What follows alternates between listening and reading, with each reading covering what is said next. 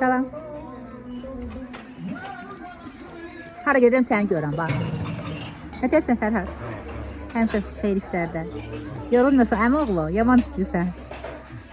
Sabahını koydum, maşallah. 800 nəfərlik toy məclisi, 800 nəfərlik. Bütün qohumlar, elçilər yığışıb. 4 dənə elçinin 4'ünün də qapısında nə var? Xeyir iş var. Məclislər var. Hə? Toy axşamında boş pişiriblər. 3 qazan boş pişir, ocaqda özdə. Kələn dolma pişiriblər. Kələn dolma, boş, cigər. Maşallah, maşallah. Dəyibiz. Nə tərsən? Bunu özüm çəkirəm. Xoşbəxt olasan, Aytıra. Yalnızsan başlarının üstündə. Baxıram da nəzarət edir. Nəzarət edir.